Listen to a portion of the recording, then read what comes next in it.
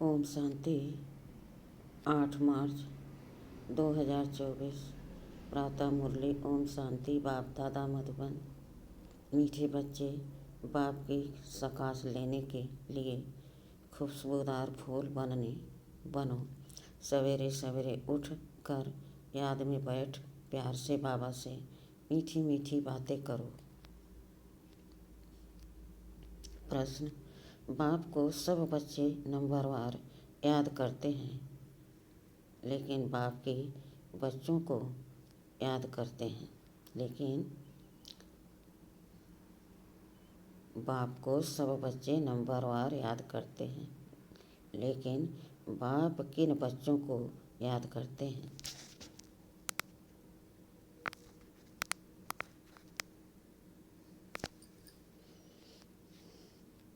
उत्तर: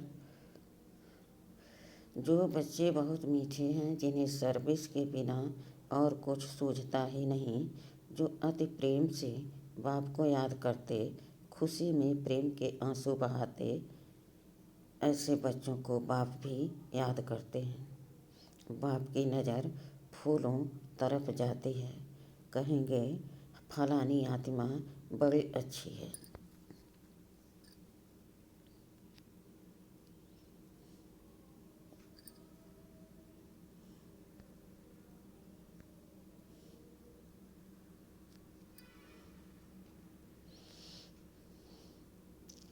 यह आत्मा जहाँ सर्विस देखती भागती रहती है, अनेकों का कल्याण करती है, तो बाप उसे याद करते हैं। ओम शांति।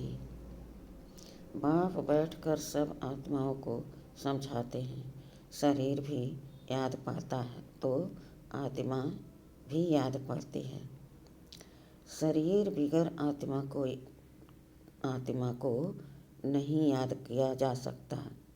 समझा जाता है यह आत्मा अच्छी है, यह बाहरमुखी है, यह इस दुनिया का सैर आदि करना चाहती है।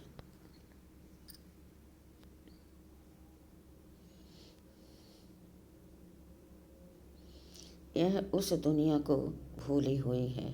पहले उनका नाम रूप सामने आता है। फलाने की आत्मा को याद किया जाता है। फलाने की आत्मा अच्छी सर्विस करती है। इनका बुद्धि योग बाबा के साथ है।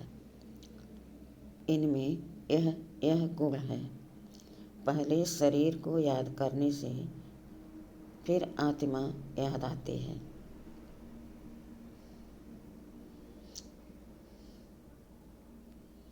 पहले शरीर याद आएगा, क्योंकि शरीर बड़ी चीज़ है ना। फिर आत्मा से सूक्ष्म बहुत छोटी है। आत्मा जो सूक्ष्म बहुत छोटी है वह याद आएगी। इन बड़े शरीर की कोई महिमा नहीं की जाती है।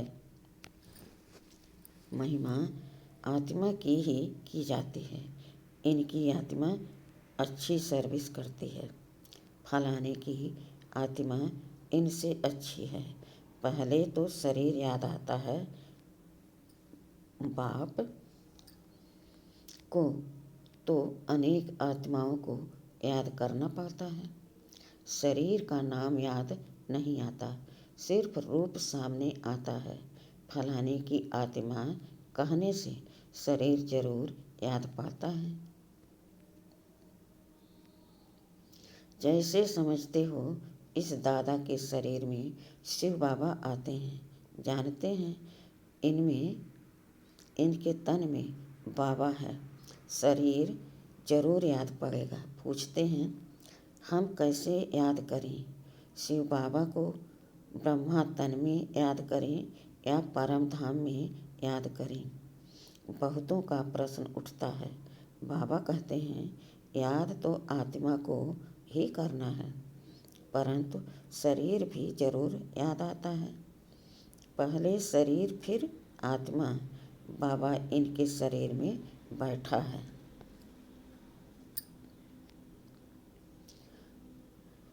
तो जरूर शरीर याद आएगा। फलाने शरीर वाली आत्मा में यह गुण है। बाबा भी देखते रहते हैं कौन मुझे याद करते हैं, किस में बहुत गुण है, किस किस फूल में खुशबू है। फूलों से सबका प्यार होता है।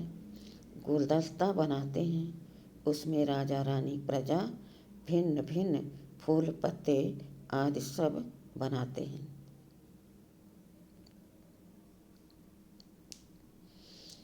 बाप की नज़र फूलों की तरफ जाएगी, कहेंगे फलाने की आत्मा बड़ी अच्छी है, बड़ी सर्विस करती है।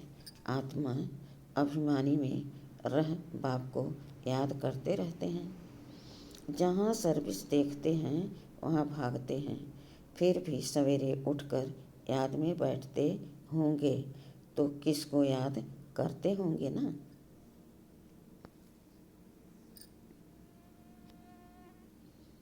शिव बाबा परम धाम में याद आता होगा या मधुबन में याद आता होगा। बाबा याद आता होगा ना, इसमें शिव बाबा है, क्योंकि बाप तो अभी नीचे आ गया, मुरली चलाने नीचे आए हैं।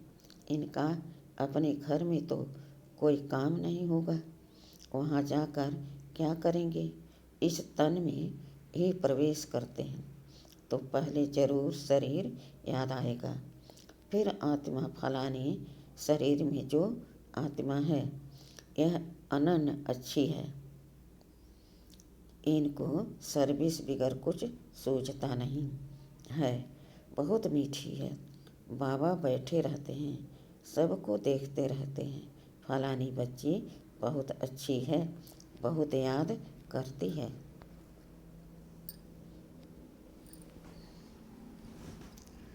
बांधेली बच्चियों को विकार के लिए कितनी मार मिलती है, कितना प्रेम से याद करती होंगी। जब बहुत याद करती हैं तो खुशी के मारे प्रेम के आंसू भी आ जाते हैं। कभी कभी वह आंसू गिर भी पड़ते हैं। बाबा को और धंधा क्या है, सबको याद करते हैं। बहुत बच्चियां याद आती हैं। फलाने की आत्मा में दम नहीं है, बाप को याद नहीं करती, किसको सुख नहीं देती, यह अपना ही कल्याण नहीं करती। बाप तो यही जांच करते रहेंगे। याद करना माना सकाश देना। आत्मा का कनेक्शन परमात्मा के साथ रहता है ना।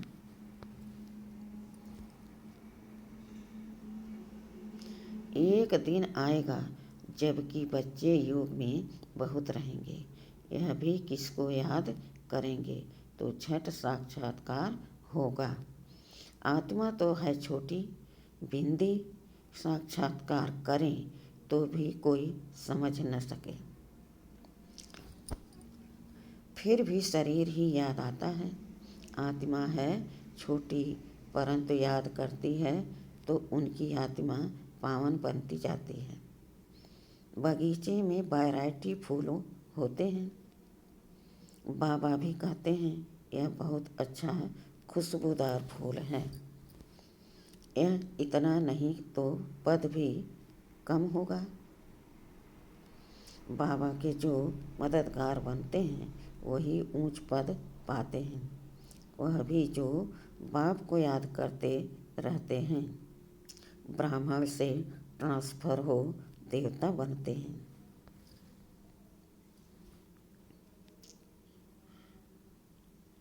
यह वर्णन भी संगम पर ही कर सकते हैं कि यह दैवी फूल हैं या आसुरी फूल हैं। फूल तो सब हैं परंतु वैरायटी बहुत है। बाबा भी याद करते रहते हैं।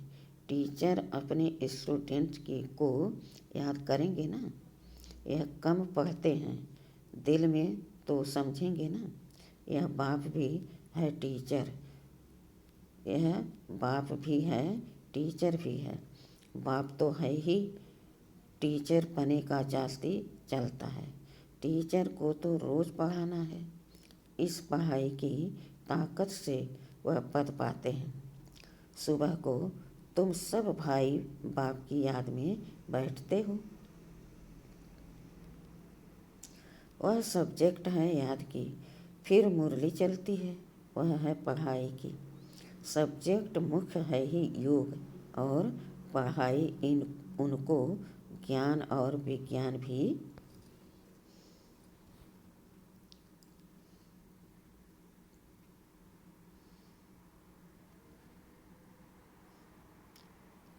उनको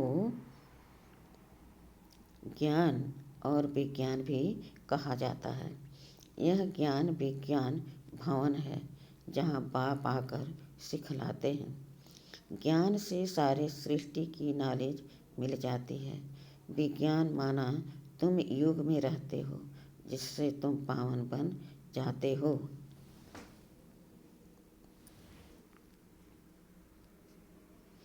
तुमको अर्थ का पता है। बाप बच्चों को देखते रहते हैं। देही अभिमानी बनने से ही भूत निकलेंगे, ऐसे नहीं सबके भूत फट से निकल जाएंगे। हिसाब किताब जब चुकतू हो फिर चलन अनुसार ही पद पाएंगे। क्लास ट्रांसफ़र होते हैं। इस दुनिया का ट्रांसफ़र नीचे हो रहा है और तुम्हारा ऊपर हो रहा है।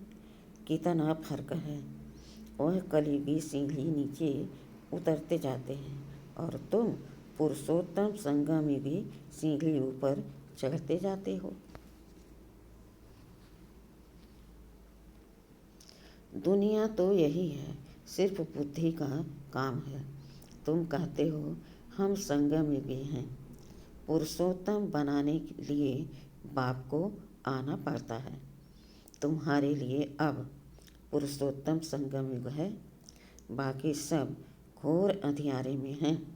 भक्ति को वह बहुत अच्छा समझते हैं क्योंकि ज्ञान का उन्हों को मालूम ही नहीं है। तुमको अभी ज्ञान मिला है तब तुम समझते हो। ज्ञान की एक चुटकी से आधा कल्प के लिए हम चढ़ जाते हैं, फिर वहाँ ज्ञान की बात भी नहीं होगी। यह सब बातें महारथी बच्चे ही सुनकर धारण कर और सुनाते रहेंगे। बाकी तो यहाँ से निकले और खल्लास। कर्म अकर्म विकर्म का राज भी भगवान ही समझाते हैं। यह है कल्प का संगम युग। जबकि पुरानी दुनिया खत्म हो गई, जबकि पुरानी दुनिया खत्म हुई हो, नई दुनिया स्थापन होनी है। विनाश सामने खड़ा है। तुम संगम युग पर खड़े हो और मनुष्यों के लिए कलयुग चल रहा है। इतना घोर अंधियारा है, गिरते ही रहते हैं। कोई तो गिराने के लिए निमित्त भी होगा, वह है रावण।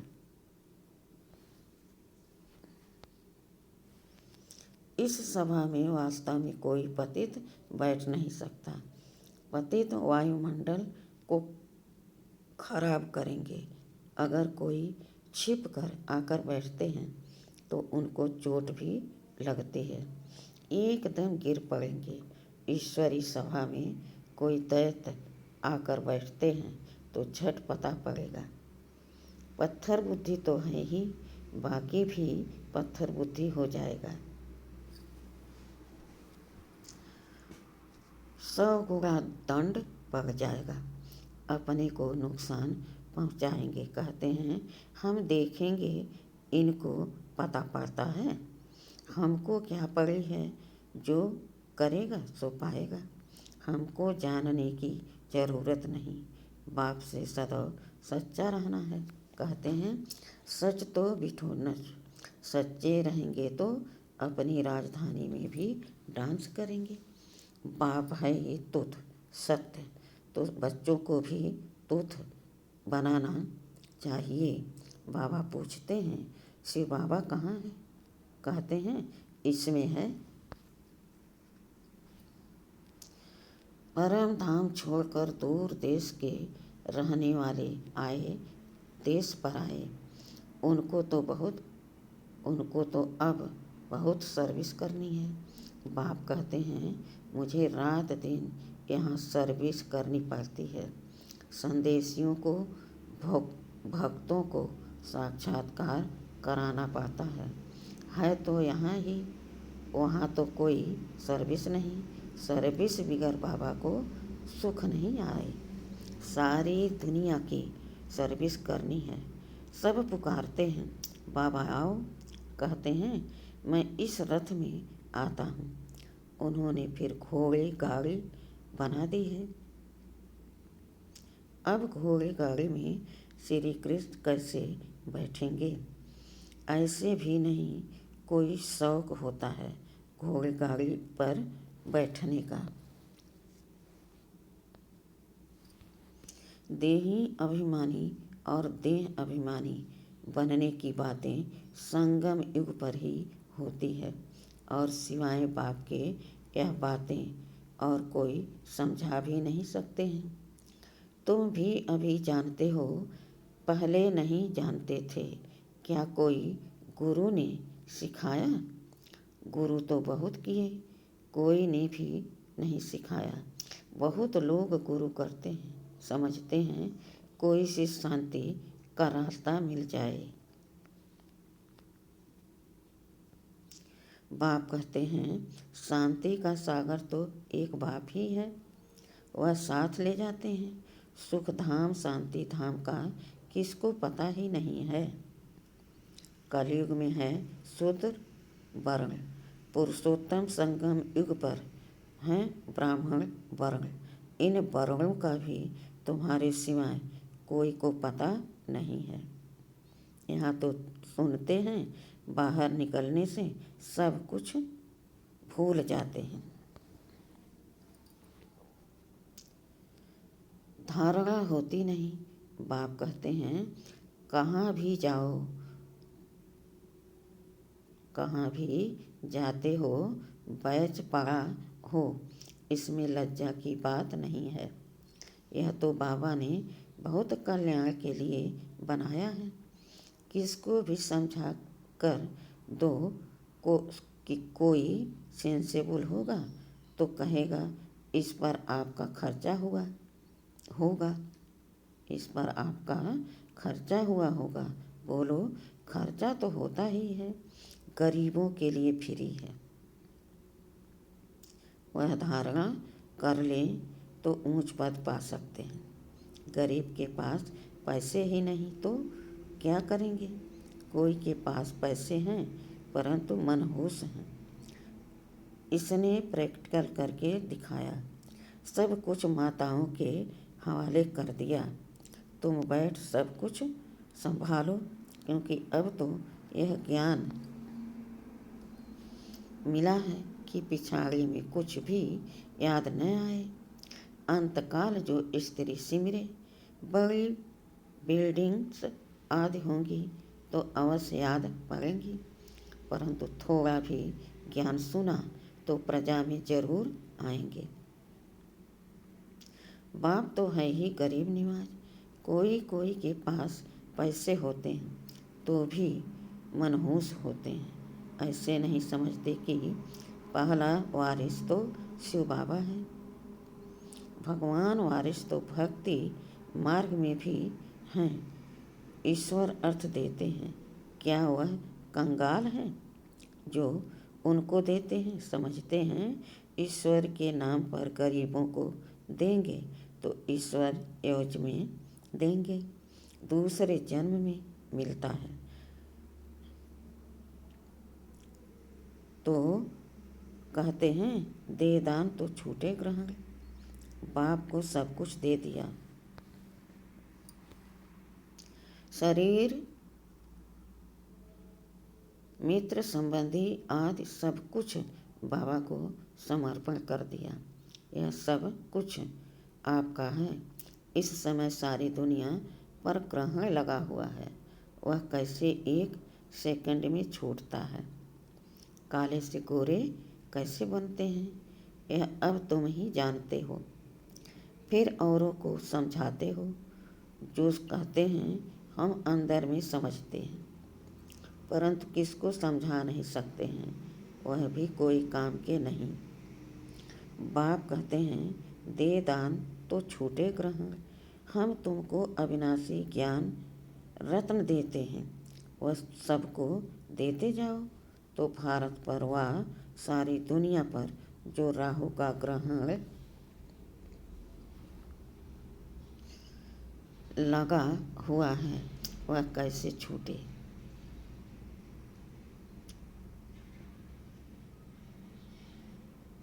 जो राहु का ग्रहण बैठा हुआ है वह उतर जाए और बृहस्पति की दशा हो जाए। सबसे अच्छी होती है बृहस्पति की दशा। अब तुम जानते हो भारत खास और आम दुनिया पर राहु का ग्रहण लगा हुआ है, वह कैसे छूटे। यह तो बाप है ना। बाप तुम्हारे से पुराना लेकर नया देते हैं। इसको कहा जाता है बृहस्पति की दशा। मुक्ति धाम में जाने वालों के लिए बृहस्पति की दशा नहीं कहेंगे। अच्छा, मीठे मीठे सिखिल दे बच्चों प्रति माता पिता बाप दादा का याद प्यार और गुड मॉर्निंग। रूहानी बाप के रूहानी बच्चों को नमस्ते।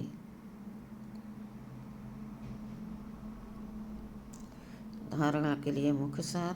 पहला, सदा खुशी में डांस करने के लिए सच्चे बाप से सदा सच्चा रहना है, कुछ भी छिपाना नहीं है। दूसरा, बाप जो अविनाशी रत्न देते हैं वह सबको बांटने हैं। साथ साथ शिव बाबा को अपना वारिस बनाकर सब कुछ सफल करना है। इसमें मनहूस नहीं बनना है। वरदान, बिंदु और बूंद के महत्व को समझ अपनी श्रेष्ठ स्थिति बनाने वाले सिद्धि स्वरूप भव। शिव परमात्मा की पूजा में एक बिंदु की विशेषता है, दूसरी बूंद बूंद की विशेषता है। दोनों का अपना महत्व है। आत्मा परमात्मा और प्रकृति का यह खेल अर्थात ड्रामा, तीनों का ज्ञान प्रैक्टिकल लाइफ में बिंदु ही अनुभव होता है।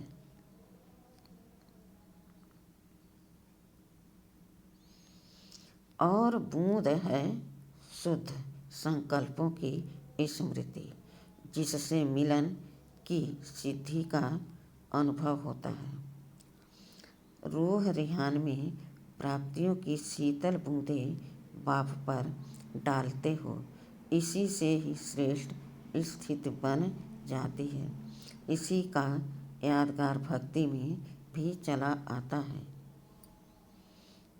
स्लोगन, ज़्यादा बोलने से दिमाग की एनर्जी कम हो जाती है, इसलिए शार्ट और स्वीट बोलो।